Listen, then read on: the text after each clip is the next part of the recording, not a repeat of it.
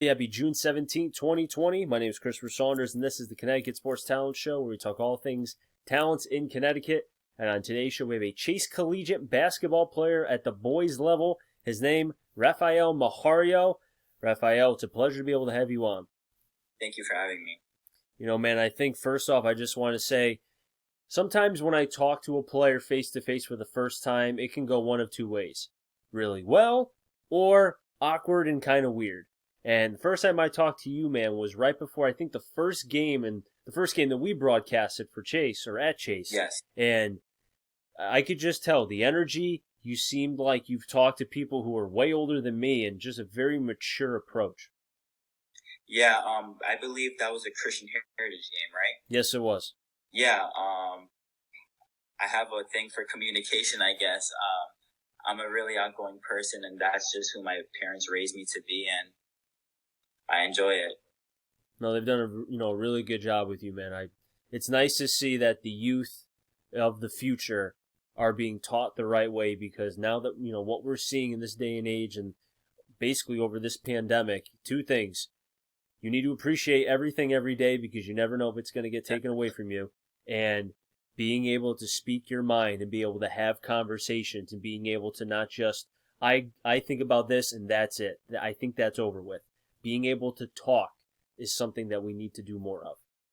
Yeah, my parents, they raised me to communicate in a respectful manner, not to stay quiet, but also know right from wrong, and be able to judge certain situations. So that's something I practice every day. Yes. That's great to hear, man. It really is. So, Rafael, let's get down to business. A little bit about yourself. Just tell me about kind of your background. I know you're also a cross-country runner as well, so just take me into your sports background. So I transferred to Chase Collegiate my sophomore year from Platt High School in Meriden. And my freshman year, I actually played soccer and basketball. Soccer was my thing. I started varsity. And then the next year, I decided I wanted to run cross country. And I think I ran at Platt for about 2 weeks. I only ran one race. And the next week, I was at Chase, going with the cross country team. And that year, we came close to, my sophomore year, we came close to winning the New England championship, but we fell short. And my junior season, we did end up winning the Class D New England championship for cross country, which is, a great achievement. We were happy, we were excited. But coming to Chase, I was focused on basketball. I was a basketball recruit, and yeah, basketball is my thing. Would you say that maybe at an early age you knew that basketball was going to be something that you could potentially do in college? Well, actually, at a young age, I really wanted to be a baseball player. Really? Yeah. Okay. A lot of people are surprised when I say that. Baseball was my first love. I always thought I was going to make the MLB, all that jam. Mm-hmm. And about fifth grade, I was playing in a rec league at the Boys and Girls Club, and then I realized like I could do something with this. Mm-hmm. And then from then on, I've just stuck with it, and basketball has been my passion. See, I'm a former baseball player myself in college. I love baseball. Baseball is my first love. So when I hear somebody wanting to be a baseball player, my ears perk up, and I'm like, oh, no way. That's awesome. Yeah. And then I come to find out. Fourth grade, I realized I wasn't any good, so I had to stop. I had to give it up, But hey, that just goes to show, man, that, being that uber athletic player that you are and having the ability to kind of branch out. And that's, I've always, I don't want to say preached, because I'm not the type of person that wants to preach to somebody, because if they don't want to listen, they're not going to listen. But I've always kind of gave my 2 cents, like, hey, if you have a chance to play another sport, go play football, go do cross country, go do something that's away from the sport of that season, because you need to be able to expand your athletic ability. Definitely. I think playing multiple sports benefits you in a numerous amount of ways. You make a lot more friends. You get to work out different muscle groups. You can't go wrong with playing multiple sports. No, you can't. And I mean, you can't go wrong playing basketball, man, because you're what, a 2-time H-Val, as far as the conference is concerned, and just what you've done on the basketball court. And again, I've only seen you twice or once, but I've been able to watch a little bit of film that I could find. And what really jumped out to me, the one game that I saw you play while broadcasting, was you're not the type of player that kind of gets stuck to, okay, where's the basketball? I'm just going to watch that and stay in one place. You're always moving, and you always seem like you're better. And I'm not saying you're bad with the basketball, but being somebody who is a better basketball player away from the basketball, especially as you get older and now starting to look towards colleges, they they notice that. Yeah, I think that's something we focused on as a team this year. My sophomore year, I was pretty much the primary ball handler.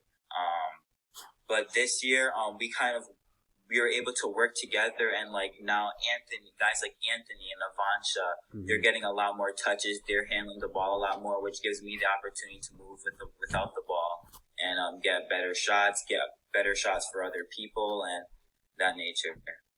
And also, too, let's not forget, just give it to Jamal and he'll dunk it, right? Every time.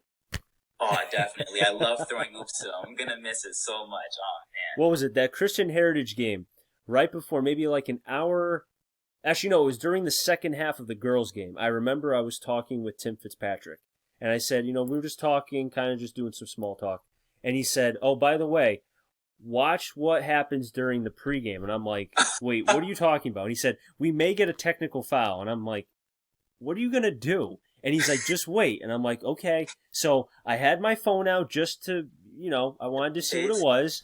And then I saw what it was, Jamal dunking in a pretty cool fashion. And I was like, yeah. I got to post this. It's way too cool. Yeah, we got to get this clip up here too.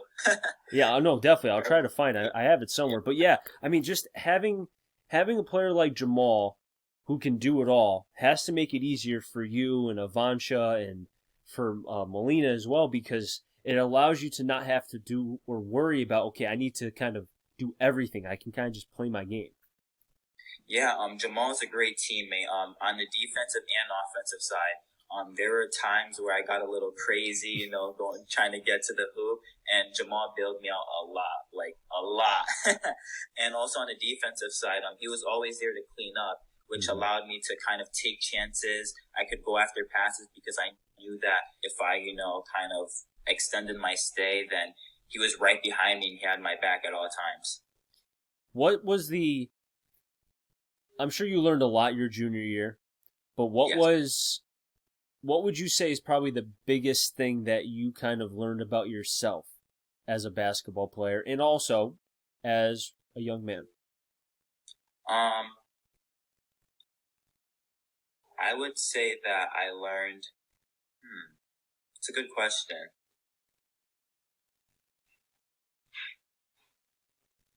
I learned to, I think I did a better job my sophomore year of getting my teammates involved. And it showed because we were a much more successful team.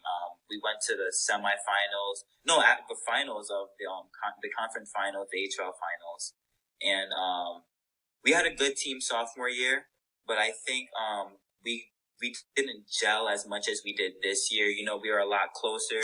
We went out to team lunches, and I kind of just was able to get the feel for the importance of having, a group that's together and just works hard together. Was it hard to miss games because of your injury? And for people who may not know, Rafael Mahario was injured late in the season and had to miss a lot of time. And, for someone like yourself who wants to be in those games and compete and be with your brothers, especially some that will not be back to school because of them graduating, again, it's probably a dumb question, but I'm asking the question anyway. Yeah, makes sense. How was it was it hurt or was it more like anxious? Like, I want to be out there. Coach, just put me out there already. It was a lot of both. So we tried to, it was right before the playoffs, the game before the playoffs. It was an unavoidable injury. It was a high ankle sprain. It wasn't something that I could prepare for. It was just a really bad landing.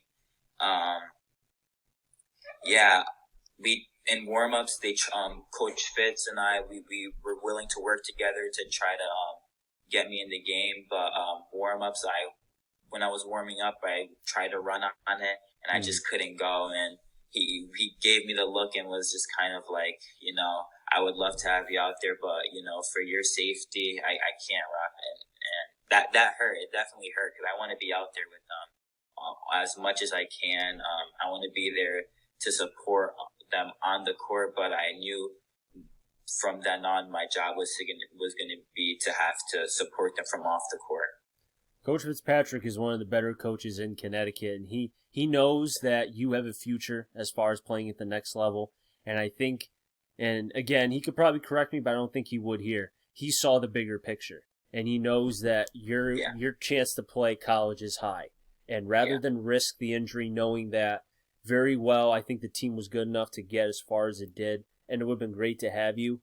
But at the end of the day, your health and worrying about yourself was the main concern. Coach Tim, he's always looking out for me. He's always looking out for my safety. He's always on me about school, making sure that my grades are up to par. He's always pushing me on the basketball court. I couldn't ask for a better coach. Is there anything in particular, and Rafael, I really do appreciate you coming on. It's great to have a Chase basketball player on. I'm going to get Tim Fitzpatrick on one of these days. For sure. One of these days I will get him on. We're going to ask some hard-hitting questions. Hard-hitting questions. Going to drill him left and right. But last question for you. Now that you've dealt with an injury, is there anything that you can take from that now going into your final year? Because it's a very important year. I know when I talked with you, I think it was actually when you were injured too. We were kind of, I was discussing with you about, what colleges are you looking at? And you mentioned the Trinity Bantams in Hartford. I know a couple other NESCAC schools as well. But just kind of take me into now what will be your final year at Chase. So I'm the type of person, I don't really like to look towards the negative side. It was a bummer that I got injured. I would have loved to play them in the playoffs, win a championship with my teammates on the court. But this year was actually my first time in a while that I got time to rest and to recoup. And my body hasn't felt this good in a really long time. So that's a huge upside. In terms of recruitment, not only did my injury slow things down, but due to the virus, we can't get out. It's hard to get out there and reach out to coaches, have them watch you play. So I've just been sending emails out, just looking forward to next season, winter time, to kind of start putting things together, and hopefully by the end of the season I'll know where I'm going and know what I'm doing. Well, Rafael, it's great to be able to have you on once again, and hopefully you'll come back on, and I'm going to do my best to try to get you guys on the broadcast next year for more than a couple games. But either way, it's always great to be able to do Chase basketball. It was my first time being able to do a Chase game. I know my mentor has done plenty of games in the past. I know he's known Tim Fitzpatrick and the whole staff going way back. But, what's going on with that program, it's special. And I feel like the window is not completely shut. I know losing Jamal is tough, but I feel like the window is still there for you guys to be able to accomplish something. And you guys just need time. And I think next year, this year, whatever you want to call it, could be the chance. I think so too. But that'll wrap things up here in the Connecticut Sports Talent Show. So until next time, as always, stay safe and enjoy the rest of your day, everybody.